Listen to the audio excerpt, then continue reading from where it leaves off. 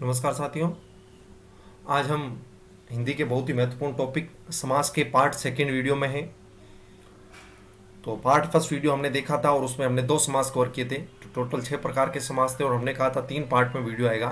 तो ये part second video है और पार्ट सेकंड वीडियो में हम कौन कौन से समास के बारे में पढ़ेंगे। तो मैंने बताया था कि क्रमधारय समास और बहुब्रीहि समास के बारे में हम पढ़ेंगे। ठीक है, तो बहुब्रीहि समास के बारे में पढ़ेंगे और ये ध्यान रखना, ये वह है बे नहीं है। ठीक है, कर्मधारय समास और बहुब्रीहि समास के बारे में समझेंगे, क्या इनकी डेफिनेशन है। और वैसे मैंने आपको बता रखा है कि कर्मधारय जो समास है वो तत्पुरुष समास का एक पार्ट है। इसका मतलब इसमें कौन सा पद प्रधान होता है? उत्तर पद प्रधान होता है। तो पार्ट फर्स्ट वीडियो में हमने अच्छे तरीके से समझा रखा था। और बहुब्रीहि में हमने कहा था दोनों पद ही प्रधान नहीं होते, कोई तीसरा ही अर्थ निकलता है। ठीक है ना, तो कोई तीसरा ही अर्थ प्रदान हो जाता है तो वो तो बहुब्रीहि समास हो जाएगा। तो इसके बहुत सारे एग्जांपल हैं और कर्मधारय समास को हम अच्छे से समझने की कोशिश करते हैं। बच्चों को कंफ्यूजन कर्मधारय में होता है, तो आज इसको डबल स्टार लगा रहा हूं कि अच्छे से कंसेप्ट को क्लियर करना है कर्मधारय को। कि एक तो जो हमें सामासिक पद दे, हमने आपको पार्ट फर्स्ट वीडियो में बताया था कि सामासिक पद क्या होते हैं और समास विग्रह क्या होते हैं। तो एक तो समास विग्रह कैसे करना है और एक सामासिक पद कैसे बनाना है उसके बारे में पढ़ेंगे। तो मैं संजय कुमार भांबू और ये वीडियो पटवार, रीट, अन्य कॉम्पिटिटिव एग्जाम के एस्पिरेंट्स के लिए है। तो आज हम 3 नंबर और 4 नंबर जो है क्रमधारय और बहुब्रीहि समास के बारे में पढ़ने वाले हैं अच्छे से, और आज इसको हम कवर करेंगे। और क्रमधारय समास के बारे में मैंने आपको बता रखा है और बहुब्रीहि समास के बारे में भी परिभाषा दे रखी है, और कोई परिभाषा हो तो वो हम देखेंगे क्रमधारय समास से रिलेटेड। तो 3 नंबर हम बात कर रहे हैं क्रमधारय समास की। तो एक तो देखो उत्तर पद प्रधान हो, ये चीज पहले ही बता दी। अब इसमें एक पद तो देखो विशेषण या उपमान। अब देखो पहले इस चीज को क्लियर करें कि विशेषण और उपमान क्या होता है, और जो दूसरा पद होता है वो विशेष्य या उपमेय होता है। इस चीज को समझना कि उपमेय और विशेष्य एक ही है और विशेषण उपमान एक ही। कैसे? देखो विशेष्य की परिभाषा क्या है, तो हम कहेंगे भाई जिसकी विशेषता बताई जाए। देखो जिसकी विशेषता बताई जाए, तो जिसकी विशेषता बताई जाए वो तो होगा विशेषता। या जिसको उपमा दी जाए, तो जिसको उपमा दी जाए वो हो जाएगा उपमेय। ये देखो बहुत क्लियर कर लेना कॉन्सेप्ट कि मान लो कि आपने किसी भी शब्द को उपमा दी तो उसको हम उपमेय कहेंगे। कि जैसे मान लो मैंने आपको बताया कमल नयन, इस चीज को समझना कि कमल नयन बताया, तो मैंने उपमा किसको दी है? नयन को दी है। इसका मतलब नयन उपमा हो गया। तो जिसको उपमा दी जाए तो नयन को उपमा दिए, इसका मतलब नयन इसमें क्या हो जाएगा? उपमा हो जाएगा, है ना। ऐसे आपको समझना है कि कोई भी शब्द हो तो आपको उसमें उपमा और उपमेय समझ में आना चाहिए। तो उपमेय तो जिसको उपमा दी जाए, या विशेष्य जिसकी विशेषता बताई जाए। जैसे मैं कहूं कि मान लो महर्षि हो गया, तो महर्षि हो गया तो हम कह सकते हैं भाई महान है जो ऋषि, तो मैंने विशेषता किसकी बताई? ऋषि की बताई। तो ऋषि इसमें क्या हो जाएगा? विशेष्य हो जाएगा। और क्या विशेषता बताई है? तो मैंने महान की विशेषता बताई है, तो महान जो हो जाएगा वो विशेषण हो जाएगा। तो देखो जो विशेषता बताई जाए, विशेषण का मतलब जो विशेषता बताई जाए वो विशेषण, या जो उपमा दी जाए, जो उपमा दी जाए वो क्या हो गया? उपमान। ठीक है, तो जो उपमा दी जाए वो उपमान है, जिसको उपमा दी जाए वो उपमेय हो जाएगा, और जिसकी विशेषता बताई जाए वो विशेष्य, और जो विशेषता बताई जाए वो विशेषण हो जाएगा। तो इस चीज को आपको ध्यान रखना कि कर्मधारय समास में कन्फर्म होगा जो भी सामासिक पद होगा उसमें एक उपमान उपमेय मिलेगा या विशेषण विशेष्य मिलेगा। हमने इसको 2 भागों में बांट दिया, एक तो विशेषण वाले अलग कर दिए और एक उपमान वाले अलग कर दिए। तो देखो ये विशेषतावाचक कर्मधारय है, और विशेषतावाचक है तो इसका मतलब कि प्रथम पद द्वितीय पद की क्या बताता है? विशेषता बताता है। तो अब देखो इसमें समझना है कि जैसे देखो महापुरुष है, अब इसमें देखो आपको प्रत्येक शब्द को विशेषण विशेष्य अलग करना आना चाहिए। कि जैसे पुरुष की विशेषता बता रहे हैं तो जिसकी विशेषता बता रहे हैं वो तो हो जाएगा विशेष्य। इस चीज को समझना, जिसकी विशेषता बता रहे हैं वो विशेष्य, और जो विशेषता बताई जाए वो हो जाएगा विशेषण। तो इसमें अगर आपको पूछ लिया जाए कौन सा विशेष्य और कौन सा विशेषण है तो आप बता दोगे।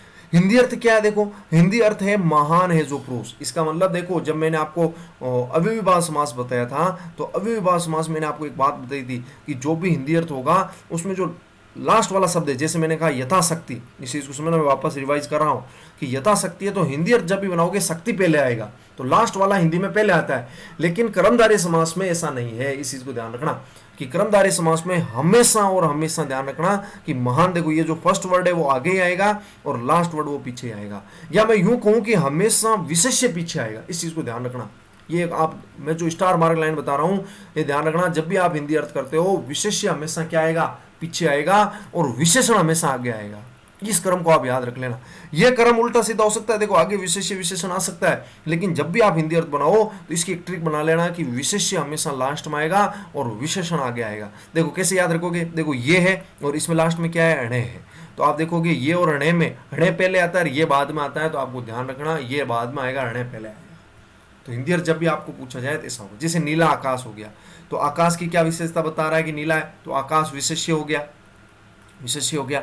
और हिंदी अर्थ में ध्यान रखना विशेष्य लास्ट में आएगा, तो देख लो नीला है जो आकाश। ऐसे महाकवि है तो ये लास्ट में आएगा महान है जो कवि है, इस चीज़ का आपको ध्यान रखना है। जैसे नीलोत्पल है, उत्पल का मतलब कमल, नीला है जो कमल है कि नहीं। महर्षि महान है जो ऋषि, ऐसे नील कमल, नील है जो कमल। पीताम्बर पीत है जो अंबर। तो ध्यान रखना कभी कभी आपको यहाँ पीला लिखा हुआ मिल जाएगा, पीला है जो अंबर, नहीं, आपको जो शब्द दे रखा है वही लिखना, अपना एक्स्ट्रा दिमाग नहीं लगाना है, ठीक है ना। तो पीत है जो अंबर वही करना है, ठीक है। तो इसका मतलब पीत है जो अंबर, अंबर क्या है इसमें, तो आपको देखते ही बता, सोचना ही नहीं है, क्योंकि हिंदी अर्थ किया तो विशेष ही होगा लास्ट में। ऐसे परमानंद परम है जो आनंद, महान है जो रानी, महारानी, महाराजा, महान है जो राजा, ठीक है। और नर है जो अधम, उसको नराधम कह दिया। तो इसमें विशेष्य कौन है, तो अधम है, ठीक है ना। तो ये चीज को ध्यान रखना, तो आपको ये चीज आपको ध्यान रखनी है।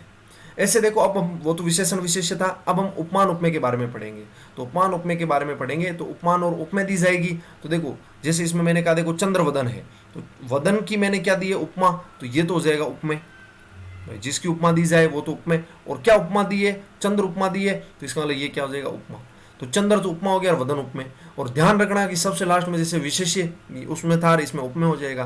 तो इसका मतलब जो अगर हिंदी अर्थ करोगे तो उपमेय लास्ट में आएगा हिंदी अर्थ में, ध्यान रखना।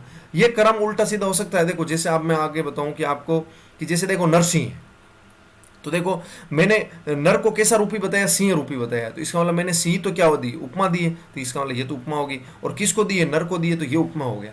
तो देखो इस सामासिक पद में तो क्रम चेंज हो गया, देखो इसमें उपमा पहले था, इसमें उपमा पहले आएगा। लेकिन हिंदी अर्थ में आप जाओगे ना, तो देखो हिंदी अर्थ में आप जाओगे तो नर किस में आ गया, नर उपमेय में ही आ रहा है। तो मैंने कहा था लास्ट में उपमेय आएगा, तो उपमेय आ रहा है, देखो। लेकिन देखो आपको ध्यान ये रखना है कि देखो इसमें के समान की जगह क्या आ गया, रूपी आ गया। इसका मतलब आपको एक स्टार मार्क गांठ बांध लेनी है कि के समान हिंदी अर्थ कब आएगा, रूपी कब आएगा। तो के समान हिंदी अर्थ तब आएगा जब जो हमने सामासिक पद लिख रखा है, कि देखो जैसे चंद्रवदन है, कमल नयन है, सामासिक पद में पहले तो उपमा आए और फिर उपमेय आए। देखो पहले उपमा आए फिर उपमेय आए। जैसे चंद्रवदन मैंने कह दिया, चंद्रवदन, तो हम जानते हैं कि वदन तो उपमेय है, देखो वदन उपमेय है और ये उपमा है। तो इसका मतलब उसमें हिंदी अर्थ करोगे तो के समान आएगा। अब रूपी कब आएगा, तो स्टार मार्क लाइन बता रहा हूं कि जब भी रूपी कब आएगा, जब आपको ध्यान रखना ये जो सामासिक पद है, कौन सा पद है, जो ये जो सामासिक पद है उसमें उपमेय पहले आ जाए और उपमा बाद में आए। तो जब भी आप इसका हिंदी अर्थ करोगे तो रूपी करोगे। और ध्यान रखना रूपी तो करोगे लेकिन हिंदी अर्थ में उपमेय लास्ट में आएगा, इस चीज का आपको ध्यान रखना है। तो ये मैंने आपको उपमान उपमेय में स्टार बात बताई। जैसे चरण कमल है, तो चरण की मैंने विशेषता बताई है, तो ये तो उपमेय हो गया। और क्या विशेषता बताइए कि कमल रूपी है, तो उपमा होगी ये तो, ठीक है। अब देखो उपमेय पहले आ रहा है, तो इसका मतलब इसमें कौन सा शब्द आएगा, रूपी पहले आएगा। तो इस चीज को आपको ध्यान रखना है। अब हम चलते हैं, जैसे अभी देख लो और एग्जांपल है, जैसे कर कमल है, तो रूपी जहां कहीं भी आ रहा है तो वहां उपमेय पहले आ रहा है और उपमा बाद में आ रहा है। तो देख लेना इन सब के बारे में। तो ये चीज मैंने आपको समझाने की कोशिश की थी। अब हम चलते हैं बहुब्रीहि समास में। और बहुब्रीहि समास में देखो कोई भी पद प्रधान नहीं होता और तीसरा ही अर्थ आ जाता है, वो प्रधान हो जाता है, इसलिए इसको बहुब्रीहि समास कहते हैं। और ये ध्यान रखना यहाँ पर वे है, बे नहीं है, कभी कभी बुकों में बे लिखा आ जाता है, गलत है। तो मैं देखो नाम बोल रहा हूँ, उनके नाम याद रखने। जैसे लंबोदर हो गया, तो लंबोदर किसको बोलते हैं, गणेश को बोलते हैं। ये हिंदी अर्थ से इंपॉर्टेंट नहीं है, क्योंकि ये हिंदी अर्थ हो सकता है कि उपमान उपमेय बताए, लेकिन आपको ध्यान रखना इसका तीसरा अर्थ निकल रहा है, तो ये कन्फर्म है कि बहुब्रीहि समास में जाएंगे। तो लंबोदर गणेश बोलते हैं। अजान बहु, अजान का मतलब होता है घुटने, तो घुटने तक जिसकी बाहों हैं वो विष्णु होता है, ठीक है। ऐसी अजात शत्रु, जिसका कोई शत्रु ही नहीं है, उसको कोई भी हो सकता है। जैसे मान लो मैं हूं, तो मेरा कोई शत्रु नहीं है, तो आप मुझे भी अजात शत्रु कह सकते हो। तो कोई व्यक्ति विशेष हो सकता है जिसका कोई शत्रु ना हो, ठीक है। तो तीसरा अर्थ निकल रहा है। वज्रपाणी, ये स्टार मार्क है कि जिसके हाथों में क्या हो, वज्र हो, ठीक है ना, तो वो इंद्र होता है, ये स्टार मार्क है। और मकर ध्वज भी इंपॉर्टेंट है कि जिसके मकर का ध्वज हो वो कामदेव होता है। तो ये स्टार मार्क लगा रहा हूँ, कामदेव। कामदेव के सारे ही स्टार मार्क हैं। जैसे देखो आगे रतिकांत आ गया, तो रतिकांत का मतलब ये किसका पति होता है, रति का पति होता है, कांत का मतलब पति, तो कामदेव रतिकांत है। आसु तो शीघ्र प्रसन्न होने वाले शिव जी, तो शिव जी ही सबसे शीघ्र प्रसन्न होने वाले हैं। पंचानन, देखो 5 आनंद किसके हैं, शिव जी के। 6 आनंद कार्तिक के हैं, ये आपको पता होना चाहिए। ऐसे वाग देवी मतलब भाषा की देवी सरस्वती होती है। युधिष्ठर तो ज्येष्ठ पांडव होता है। षडानन तो 6 आनंद अभी मैंने बताया कार्तिक है। तो त्रिवेणी तो प्रयागराज में त्रिवेणी होता है। पंचवटी तो पंचवटी मध्य प्रदेश में कोई स्थान विशेष है पंचवटी, इसका मतलब तीसरा अर्थ निकल गया, इसका मतलब ये हो गया। ऐसे रामायण है तो रामायण तो हम जानते हैं वाल्मीकि रचित काव्य है, जबकि राम का अयन आश्रय इसका हिंदी अर्थ बनता है, तो तीसरा अर्थ निकल गया। इन दोनों से ही मतलब नहीं रहा इसको, तो ये तो काव्य हो गया, तो इसका मतलब ये बहुगिरी समास आना चाहिए। पंचामृत, 5 प्रकार का अमृत तो है, लेकिन कौन कौन से? दूध, दही, शक्कर, गोबर और गौमूत्र का रसायन विशेष होगा, तीसरा अर्थ निकल गया। विस्तर, विष को धारण करने वाला शाम भी है, और विस्तर हम पता है शिव जी को भी बोलते हैं, तो शिव भी आ सकता है।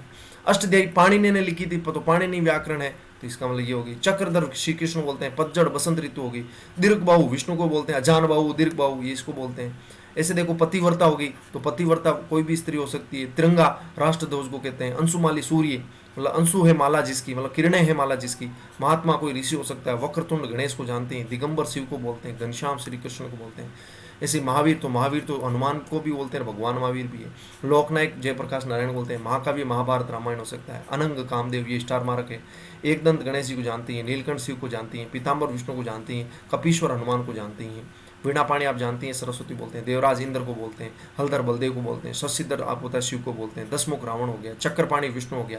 पंचानन शिव हो गया। पद्मासना लक्ष्मी को बोलते हैं।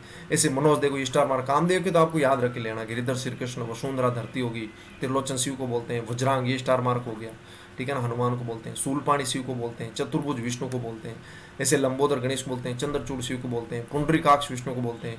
रघुनंदन राम को बोलते हैं। सूतपुत्र कर्ण को बोलते हैं। चंद्रमौली शिव को बोलते हैं। जैसे मीन केतु विष्णु को बोलते हैं। ये स्टार मार्क है मीन केतु वाला। मकर ध्वज और मीन केतु ध्यान रखना आप, है ना। नाभिज हो गया। नाभिज ब्रह्मा को बोलते हैं। जैसे वीणावादिनी सरस्वती होगी। नगराज हो गया। वज्रदंती हो गया। मारुति नंदन हो गया। सचिपति इंद्र को बोलते हैं। ऐसे बसंत दूत हो गया। गजानन, गजवदन, ब्रह्मपुत्र भूतनाथ, ब्रह्मपुत्र नारद को बोलते हैं। तो लंकेश रावण को, सिंधुजा दिनकर को बोलते हैं। और ये सूर्य हो गया। तो कुल मिलाकर हमने बहुब्रीहि समास के खूब सारे एग्जाम्पल देखे और क्रमधारय समास का कंसेप्ट को समझा कि हिंदी अर्थ कैसे बनाना है। तो ये हमारा पार्ट 2 वीडियो था, और इसके बाद नेक्स्ट हमारे पास द्विगु और द्वंद्व समास बच रहे हैं, जो 5-7 मिनट की वीडियो में पार्ट 3 वीडियो में लेकर आएंगे। नमस्कार साथियों।